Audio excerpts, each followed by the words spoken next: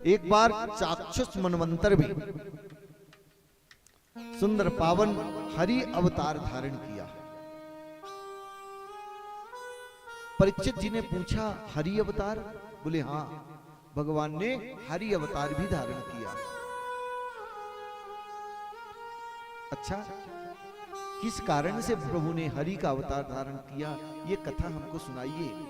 तब जाकर के श्री सुखदेव जी परीक्षित जी को भगवान के परम भक्त की कथा श्रवण करा रहे हैं। आसीद गिरवरो राजस त्रिकूट इति विश्रुता क्षीरोदेनामृतः श्रीमान योजनायुत मुक्षितः। भगवान सुखदेव जी कहते हैं, एक त्रिकूट नामक पर्वत था। त्रिकूट यानी 3 कूट। उसमें एक गजेंद्र नाम का हाथी रहता था। उसके 100 पत्नियां थी, 1000 पुत्र थे। बड़ा लंबा परिकर। स्वयं में 10,000 हाथियों का बल था।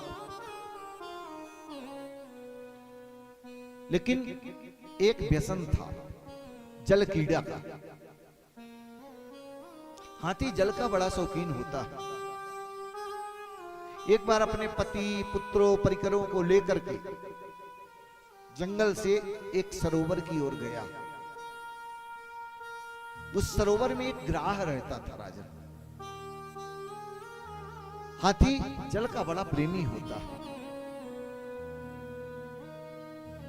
अपने परिकरों को लेकर के उस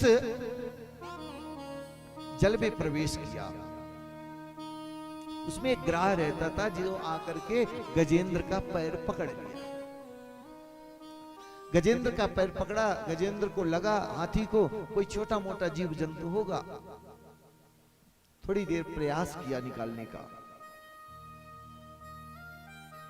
बाबा सुखदेव कहते हैं, परीक्षित, व्यक्ति के अंदर अभी उसको ये अभिमान था कि मैं तो गजेंद्र हूं, 10,000 हाथियों का बल है, मेरे से तो कोई पराजित ही नहीं, जीत ही नहीं सकता। क्योंकि जो वन में निकलता था तो छोटे मोटे जीव जंतु उसकी ओर देखते थे और उसकी छत्र छाया में सुरक्षित रहते थे। उसकी पत्नियां भी हैं, पुत्र भी है, परिकर भी है। सब को लेकर के तालाब में क्रीड़ा करने चला गया। गजेंद्र ने जब का पैर ग्राह ने पकड़ लिया, थोड़ी देर प्रयास किया, देखा ऊपर रक्त आ रहा है।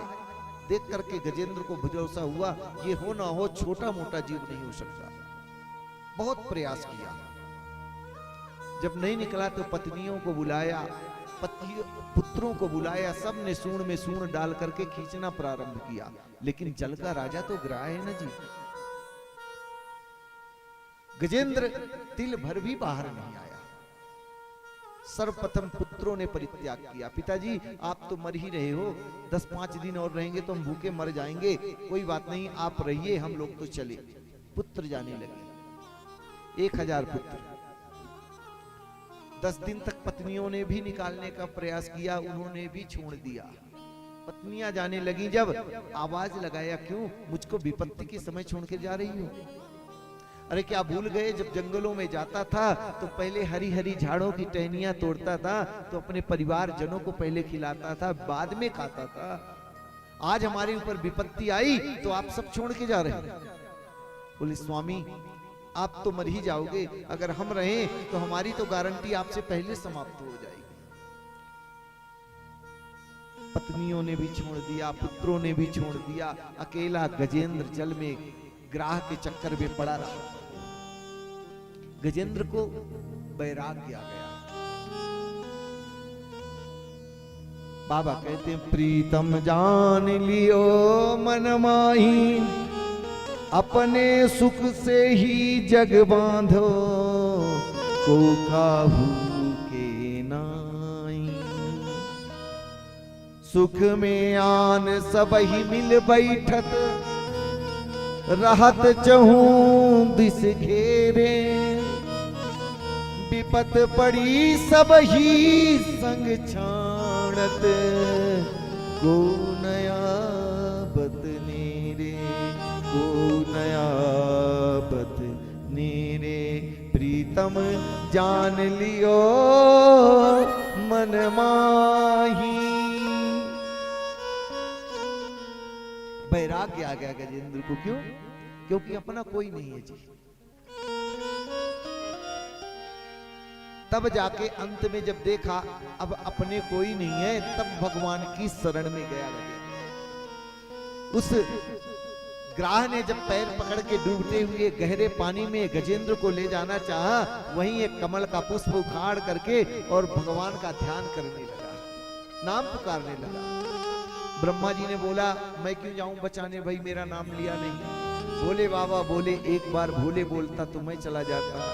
दुर्गा बोली मेरा नाम लेता तो मैं जाता, लेकिन गजेंद्र ने किसी का नाम नहीं लिया। भगवान नारायण ने सोचा जिसका कोई नाम नहीं वो मेरा ही नाम है। ओम नमो भगवते तस्मै यत एतच्चिदात्मकम् पूर्षायादि बीजाय परेशाया विधीमहि। गजेंद्र स्तुति करता है जो इस संसार के प्रपंच को बनाता है, समस्त जगत का मूल कारण है, मूलाधार है, जो जगत का सृजन करता है, संहरण करता है, उस जगत का हेतु है। वह परमात्मा मेरे प्राणों की रक्षा करे। परंतु गजेंद्र ने किसी का नाम नहीं लिया। सब इंतजार में बैठे हैं, बुला रहा है। जब देखा कि अब डूब जाऊंगा तो कमल के पुष्प को ही लेकर के अंत में सोचता तो मर ही जाऊंगा। एक बार और स्तुति, इसको कहते हैं गजेंद्र मोक्ष। देखो जब हमारे जीवन में कोई बड़ा बंधन आ जाए ना, ब्राह्मणों को बुलाकर गजेंद्र मोक्ष का पाठ करवाने से आप बड़े से बड़े केस से मुक्ति पा जाते हैं। यहाँ पर इसीलिए गजेंद्र एक समस्या में फंसा। उसने गजेंद्र ने भगवान की स्तुति की है, इसी को कहते हैं गजेंद्र मोक्ष। बड़े से बड़ी परिस्थितियों से छुटकारा मिल जाता है। और ये ऐसी कोई कोरी कल्पना नहीं है, हमने अपने जीवन में अनुभूति भी की है करवा करके, किसका तत्क्षण परिणाम प्राप्त होता है। जब उसने देखा कि भगवान गरुड़ पर सवार होकर के मेरी रक्षा के लिए नारायण आ रहे हैं, तो कमल पुष्प उठा करके और भगवान की स्तुति करता है कि सोमता सरसुरबलेन गृहीत यार्तो दृष्ट्वा गरुत्मति हरिम खौपात चक्रम उक्षिप्य सांबुजकरम गिरमा कृक्षा नारायणाखिल गुरो भगवन नमस्ते। नारायणाखिल गुरो भगवन नमस्ते।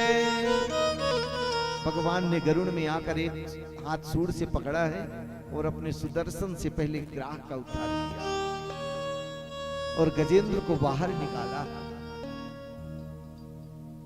संकट के समय प्रभु ने जब गजेंद्र को बाहर निकाला, चरणों में गिर पड़ता, हे प्रभु मैंने आपका नाम भी नहीं लिया, फिर भी आकर के मुझ दीन पर कृपा करी है आपने। जिनके सहारे मैं सोचता था ये अपने हैं, वो सब छोड़कर चले गए। हाथी को वैराग्य आ गया और भगवान का सुंदर भक्त हो गया। किसी ने पूछा हे ये ग्राह कौन था?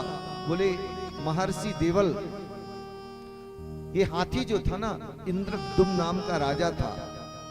अगस्त मुनि का सम्मान न करने के कारण अगस्त मुनि ने इसको श्राप दे दिया था कि तुम जाओ हाथी की तरह बैठे हो, हाथी हो जाओ।